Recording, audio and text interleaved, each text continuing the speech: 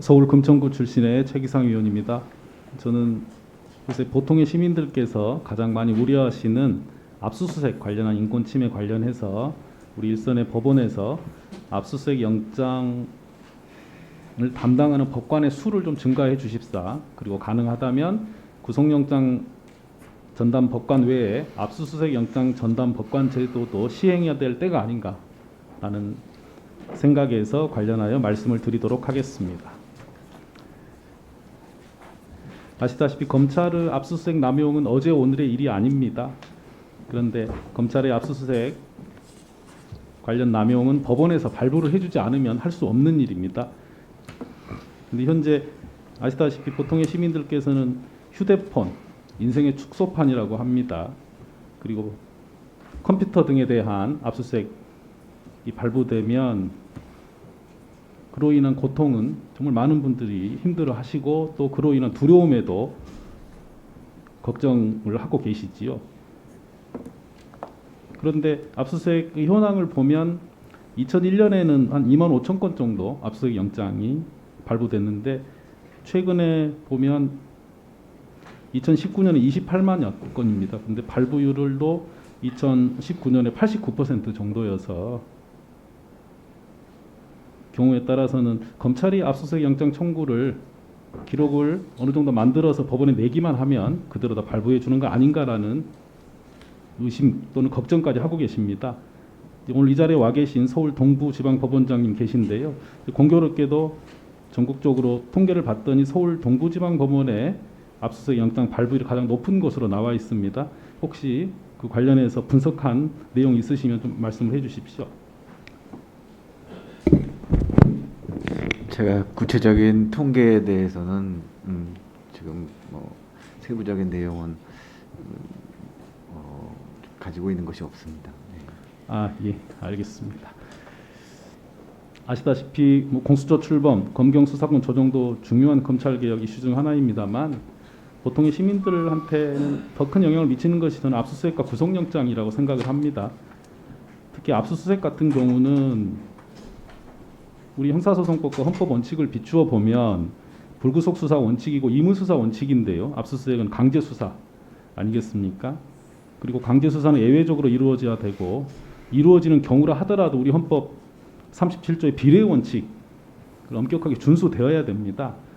그게 수단이 적절한지, 침해는 최소적인지, 법의 균형성에 침해는 없는지, 저는 이 부분에 대한 법관들의 성찰이 지금 이 시대에 가장 중요한 것이라고 생각을 하고요.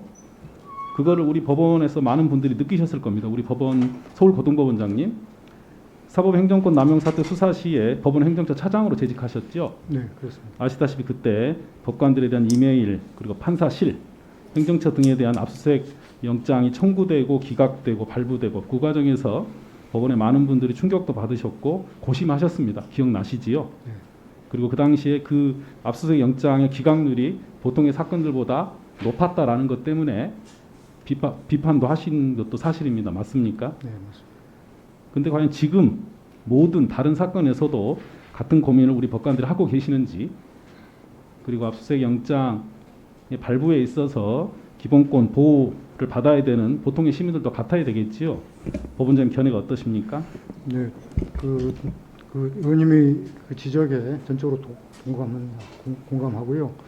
사실은 이게 무슨 법관님들이 이게 또 업무에 막 바쁘고 하다 보면 이걸 제대로 신경 못 쓴 측면이 있지 않을까 싶은데요. 아까 말씀대로 인원 충원 문제라든가 그런 것도 심각하게 고민해 보고 특히 그 전자기록에 대한 압수수색이 상당히 문제가 되는데 그거에 대해서 좀 어떤 세미나나 그런 것도 필요한 거 아닌가 싶고